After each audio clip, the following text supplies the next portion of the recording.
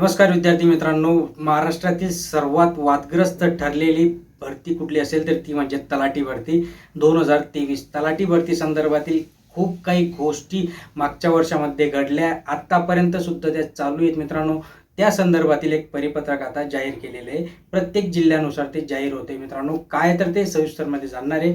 शेवटपर्यंत व्हिडिओ बघा, कुठे स्किप करू नका. अत्यंत महत्त्वाची माहिती तुम्हाला मिळत असते. बघा, 14 मार्च 2024 रोजी जिल्ह्यानुसार निवड यादी जाहीर करावी असं जे काही भूमी अभिलेख विभाग होतं त्यांच्याकडून जाहीर करण्यात आलं होतं.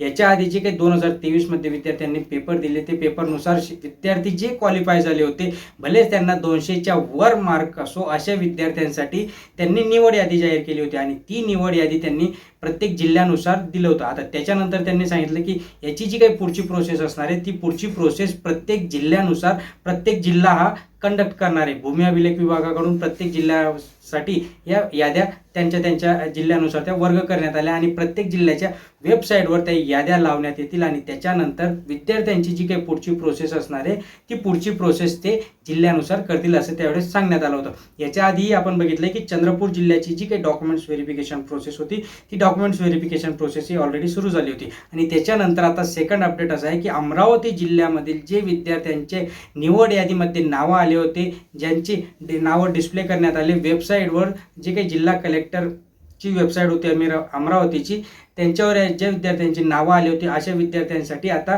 पुढची जी प्रोसेस आहे, त्यांची पुढची प्रोसेस जसं की त्यांचं डॉक्युमेंट्स व्हेरिफिकेशन असणार आहे, बायोमेट्रिक व्हेरिफिकेशन असणार आहे आणि ज्या विद्यार्थी कॅटेगरीनुसार जे विद्यार्थी क्वालिफाय झाले होते, अशा विद्यार्थ्यांना तिथे आता 15 मे पर्यंत 15 मे रोजी बोलवलं आहे. सकाळी 11 वाजेपासून जिल्हा अधिकारी कार्यालयामध्ये तिथे बोलवण्यात आलेले आहे. विद्यार्थ्यांना डॉक्युमेंट्स व्हेरिफिकेशन आणि विद्यार्थी मित्रांनो बायोमेट्रिक व्हेरिफिकेशन तिथे होणार आहे. त्याच्यासोबत विद्यार्थ्यांनी काय करायचं, विद्यार्थ्यांनी जे काही आपले ओरिजिनल डॉक्युमेंट्स, ते ओरिजिनल डॉक्युमेंट्स घेऊन जा, सोबतच एक बंच घेऊन जा झेरॉक्स करून, जेणेकरून त्यांनी जर तुमच्याकडून ओरिजिनल डॉक्युमेंट्स त्यांच्याकडे ठेवले तर झेरॉक्स तुमच्याकडे असतील किंवा झेरॉक्स जर त्यांनी ठेवले तर ओरिजिनल आपल्याकडे असणार आहेत. याच्यामध्ये मित्रांनो जी की तलाठी यादी विद्यार्थ्यांसाठी सांगू इच्छितो की 13 मार्च रोजी ऑलरेडी ही डिस्प्ले झाली होती आणि त्याच्यानंतर विद्यार्थ्यांना ही पुढची प्रोसेस करायची होती.